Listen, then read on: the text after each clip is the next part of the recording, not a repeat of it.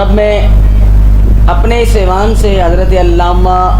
مفتی نوید احمد چشتی برکاتی صاحب سے ملتمس ہوں تشریف لائیں اور اظہار خیال فرمائیں۔ نعرہ تکبیر،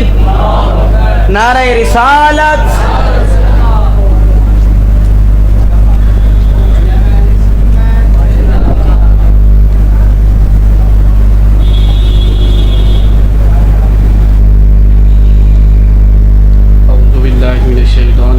بسم اللہ الرحمن الرحیم۔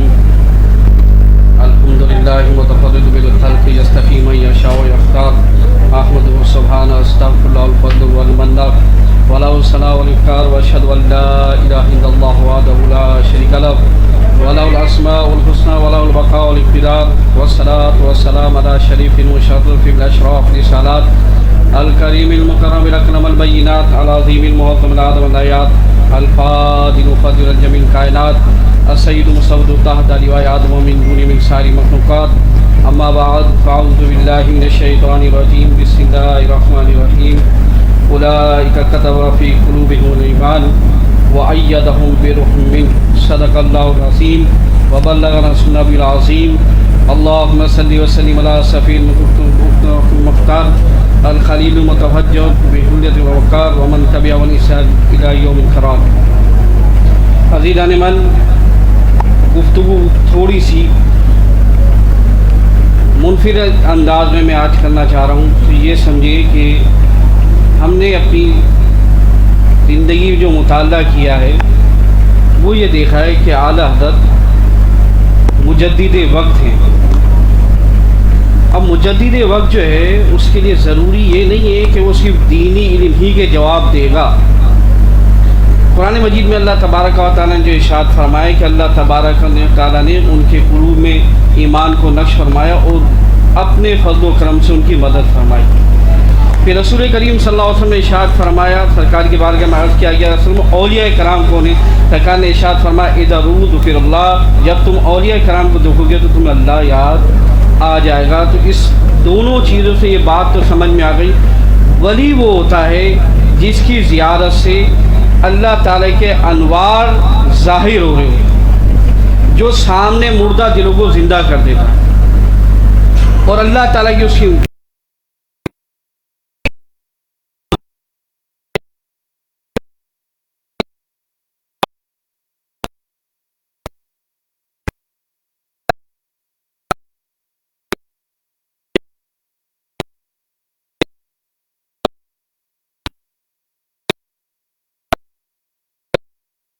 گردش کر رہا ہے، جبکہ اس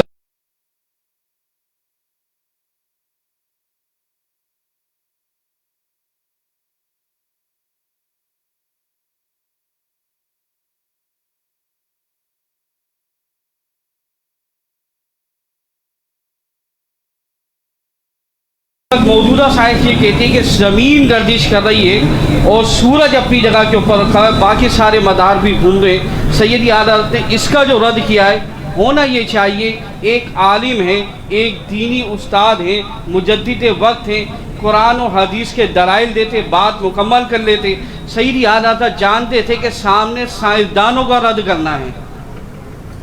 تو مجدد میں یہ صلاحیت ہوتی ہے کہ جب اس کے سامنے کسی طریقے سے مسئلہ آئے وہ اسی زبان میں اس کو جواب دے رہا ہوتا ہے۔ سیدی اعلیٰ حضرت نے صرف ایک مسئلے کے اندر سائنسدانیوں کا یہ نظریہ رد کرنے کے لیے 105 دلائل دیے۔ 105 دلائل کے اندر سے صرف 6 جگہ آپ نے قرآن پاک اور احادیث کو بیان کیا، 99 دلائل آپ نے سائنسی زبان میں ہی دیے، اور ان نظریات کے ذریعے آپ نے سمجھایا کہ زمین اپنی جگہ کے اوپر ساکن رہنی چاہیے۔ آپ نے یہ فرمایا کہ اگر زمین گردش کر رہی ہے تو اگر ہم کوئی کسی کے ہاتھ میں مثال کے طور پر گیند ہے تو اگر وہ ہوا میں پھینکتا ہے تو سیدھی اس کے پاس واپس آتی ہے۔ پرندے جب ہوا کے اندر پرواز کر رہے ہوتے ہیں تو اگر ایک طرف سے پرندہ جا رہا ہے اور زمین گردش کر رہی ہے تو لا محالہ یہ ہونا چاہیے کہ اوپر سے جو گیند نیچے آئے گی وہ دوسری جگہ کے اوپر گرے گی، کیونکہ جب زمین چلے گی تو انسان آگے بڑھتا چلا جائے گا۔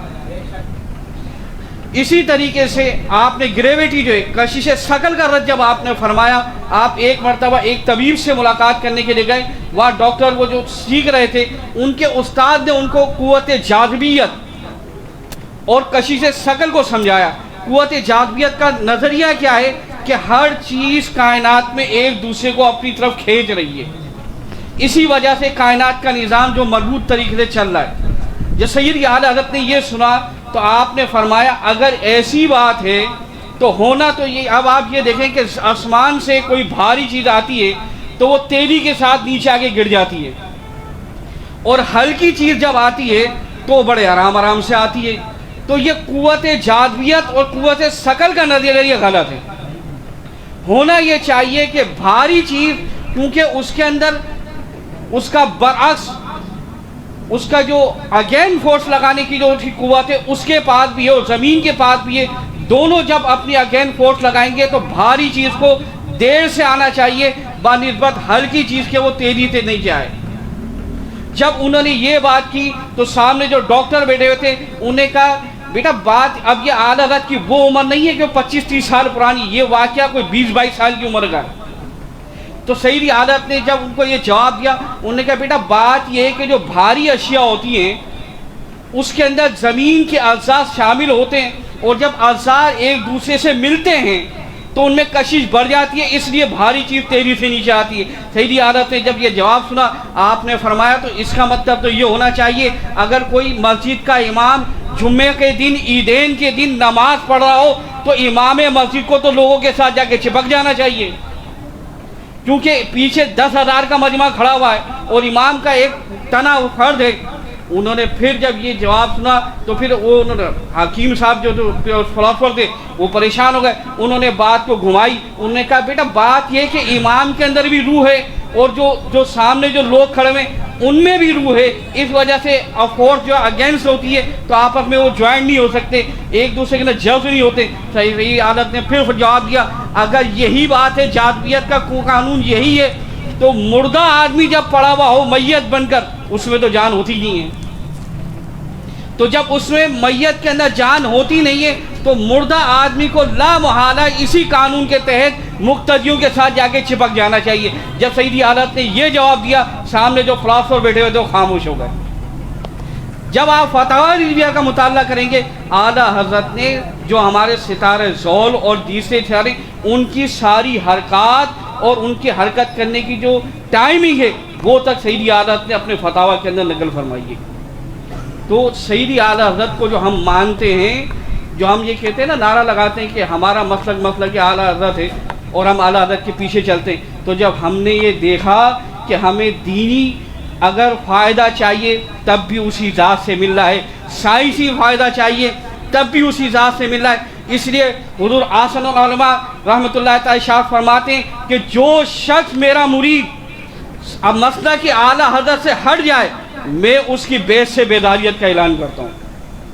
پھر آپ نے فرمایا کہ مسلک اعلیٰ حضرت کوئی مسلک نیا نہیں ہے، یہی مسلک ہے جو مسلک صاحب البرکات بھی ہے، مسلک غوث آدم بھی ہے، مسلک امام آدم حنیفہ بھی ہے، اور مسلک صدیق اکبر بھی مسلک امام احمد رضا ہے۔